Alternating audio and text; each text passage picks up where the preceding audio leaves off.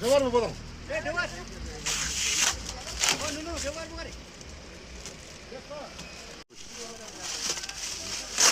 बढ़िया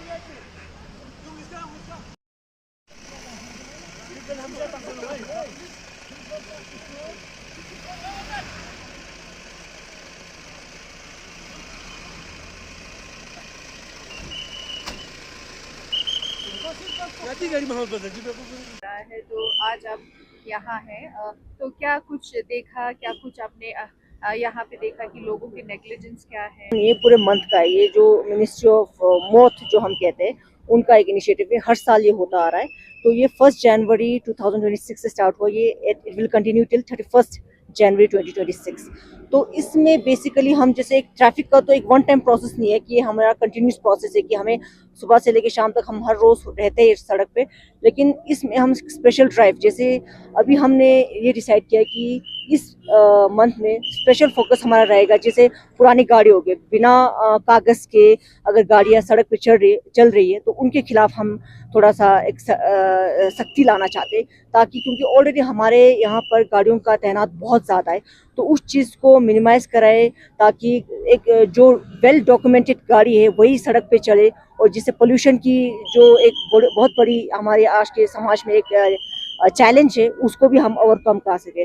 और आपको पता है रिसेंट टाइम में भी बहुत सारे एक्सीडेंट्स होते हैं, और ले being a very small town but very evolving town, तो उसकी वजह से यहाँ पर बहुत सारे एक्सीडेंट्स की भी वारदातें बार बार आई हुई है। तो उसी को मद्देनज़र रखते हुए हम इस ड्राइव में हम ये कोशिश कर रहे हैं कि पहले तो लोगों के पास पूरा डॉक्यूमेंट्स हो, ऐसे लोग ही गाड़ी चलाए, ड्राइवर्स के पास अपना DL हो, RC हो, पोल्यूशन सर्टिफिकेट हो, लाइसेंस हो, इन सब पे वो करे। अगर और आपने ले में एक नया ट्रेंड देखा होगा कि अक्सर जैसे दिल्ली में 10 साल के बाद या 15 साल के बाद गाड़ी पुरानी हो जाती है तो वो सारे यहाँ से जाके वहाँ से खरीद के लाते हैं, और ऑफन ये गाड़ियाँ बिना मतलब NOC के या फिर यहाँ के ट्रांसफ़र RTO में ट्रांसफ़र नहीं किया होता, यहाँ के जैसे ले के रजिस्ट्रेशन होना होता है, तो उसको भी हम उस चीज़ों पे भी हम बहुत सख्ती कर रहे हैं और आगे भी करते रहेंगे।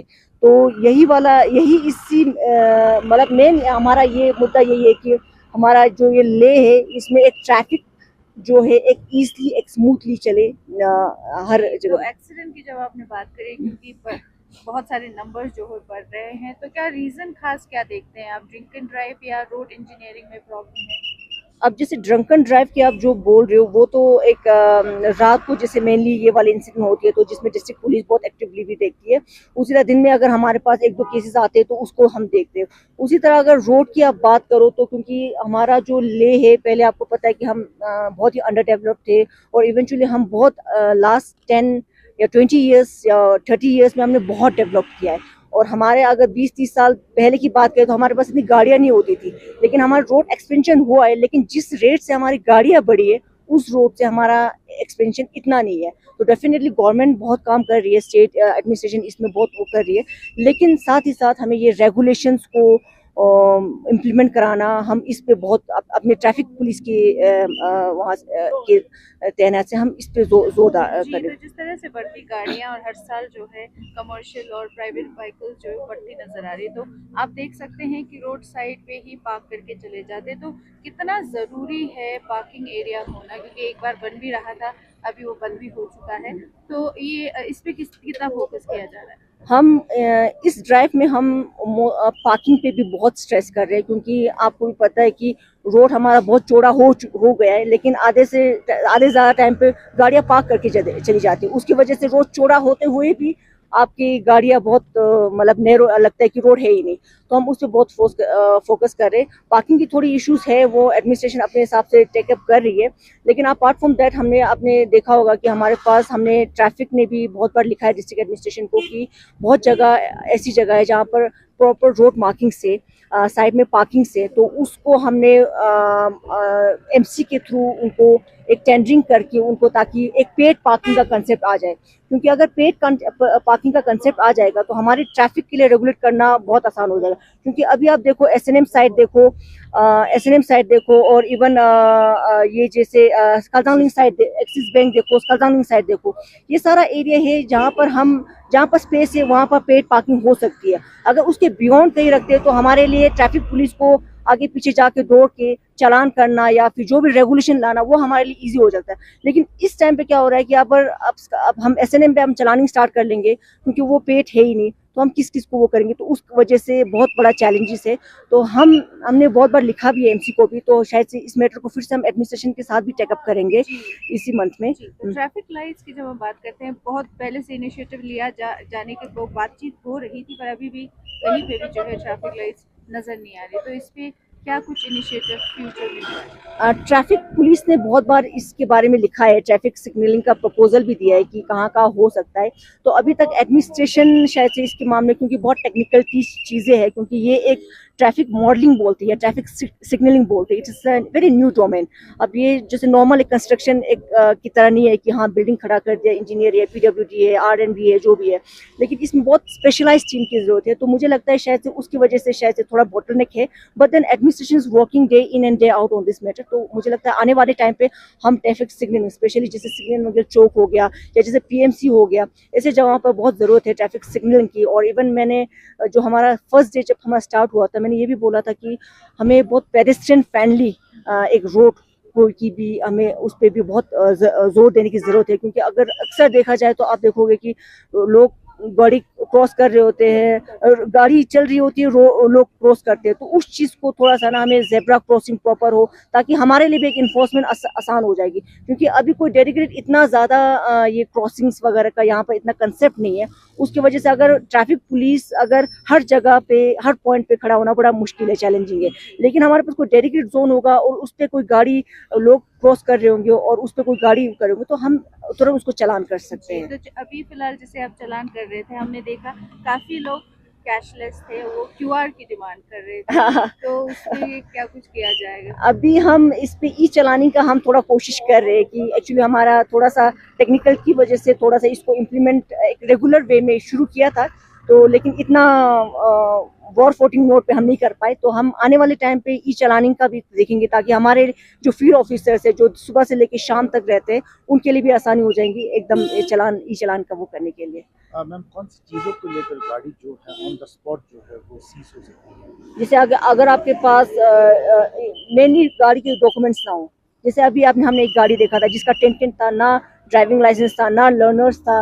अगर जैसे लर्नर का कंसेप्ट मैं एक बार बोलना चाहूँगी, अगर आपके पास लर्नर भी है तो आपके साथ कोई जीएल जिसके पास ड्राइविंग लाइसेंस है उसका साथ रहना बहुत ज़रूरी है। लेकिन अक्सर यहाँ पर लोग थोड़ा इस चीज़ को बहुत कैजुअली ले लेते हैं कि कुछ नहीं होता है। लेकिन ये चीज़ बताना चाहूँगी कि छोटी छोटी जैसे आपको लगता है छोटी छोटी मिस्टेक्स ना बड़ी बड़ी वारदातें हो जाती है, तो इस पर थोड़ा बहुत फोकस करने की ज़रूरत है। तो ऐसी चीज़ें होता है कि जिसमें कागज़ की वजह से हम गाड़ी एकदम जैसे अभी वाला किया था हम सीज कर सकते हैं। मैम तो ज़्यादातर जो है शाम को जो है यहाँ पे जो काफ़ी सारे यहाँ पे जाम हो जाते हैं और काफ़ी सारे गाड़ी जो है वो एलईडी जो लगा के होती है, तो उसके बारे में क्या कहेंगे? क्या आप यदि शाम को भी आप लोग चेकिंग नहीं कर सकते?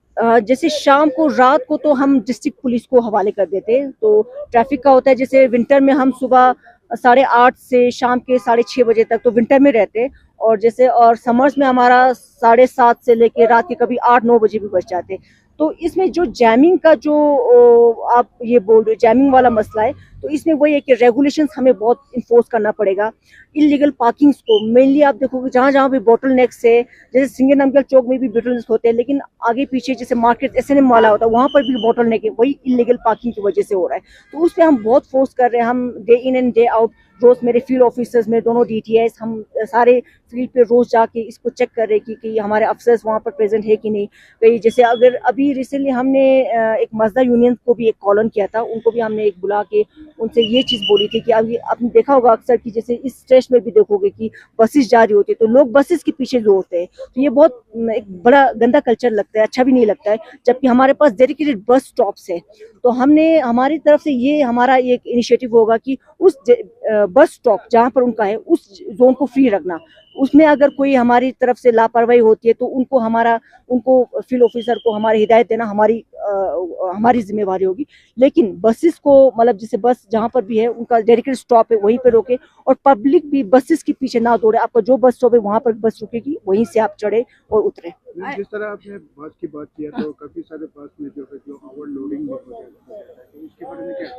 इसके बारे में भी हम बहुत सख्ती कर रहे हैं। अभी भी देखा होगा हमने 1-2 बस को जैसे हमने रोका था जिसमें हमें लगा कि ओवरक्राउडिंग हो सकती है। तो ओवरक्राउडिंग पे हम बहुत स्ट्रेस कर रहे हैं। हम आने वाले टाइम पे जैसे बसेस के कंडक्टर के बारे में भी हम वो करेंगे, क्योंकि अभी पहले शायद से कंडक्टर होते थे, अभी बहुत कम हम कंडक्टर्स देखते हैं। तो इस पे भी हमने उनको टाइम दिया हुआ है कि 1-2 महीने में आप अपने जो भी है कंडक्टर्स को भी रखा करें बसेस का, क्योंकि उसके हिसाब से ही हम थोड़ा चेकिंग वेकिंग थोड़ा और स्ट्रिक्ट इन्फोर्स कर सकते हैं। जी, तो आपसे एक ये भी सवाल करना चाहेंगे, जिस तरह से गाड़ियां बढ़ रही है और जगह छोटी है, सड़कें पतले हैं, तो आपको नहीं लगता है कि पब्लिक ट्रांसपोर्ट का ज़्यादा इनिशिएट होना चाहिए? करना तो चाहिए, लेकिन वही है कि लोग अपने सहूलियत के हिसाब से चलते हैं। हम किसी को ज़बरदस्ती कर नहीं सकते कि आप अपनी प्राइवेट व्हीकल्स यूज़ मत करें। लेकिन हाँ, पब्लिक ट्रांसपोर्ट बहुत अच्छा मतलब बहुत अच्छे तैनात पे हमारे पास अभी है, और अच्छी अच्छी बसेस आई है इलेक्ट्रिक बस करके। तो आप जितना हो सके जो जैसे रेगुलर ऑफिस गोइंग है उसमें तो आप डेफिनेटली यूज़ कर सकते हो कि सुबह आप बसेस में बैठो, शाम को चलो। हाँ, बाकी आपकी फैमिली टाइम है उसमें आप प्राइवेट व्हीकल्स को यूज़ करो, लेकिन पब्लिक ट्रांसपोर्ट पे जितना हो सके आपको यूज़ तो करना चाहिए। दिल्ली में भी एक इनिशिएटिव, जैसे हम दिल्ली में ऐसा स्टूडेंट होते थे तो वहाँ पर भी एक पोल्यूशन कंसेप्ट वो बहुत ज़्यादा हुआ था, तो उसमें उन्होंने एक कार पुलिंग का कंसेप्ट चलाया था। तो कार पुलिंग एक अच्छा कंसेप्ट तो है, लेकिन ये भी है कि जैसे ले में तो इम्पॉसिबल है, क्योंकि आप सोसाइटी क्लोज है, हर किसी को जानते हैं, लेकिन एक सिक्योरिटी डायनेमिक्स आती है। एक वुमेन बोलो या एक लड़की बोलो या इवन जेंट्स भी बोलो, यू नेवर नो कि आप कैसे लोगों को विटनेस करेंगे। तो मतलब ठीक है, अगर आपकी जान पहचान है उनके साथ तो कार पुलिंग करो, लेकिन हर चलते फिरते लोगों पे थोड़ा सा ट्रस्ट वाला सिक्योरिटी वाला इशू है, तो वो अपने सहूलियत के हिसाब से people should take the call.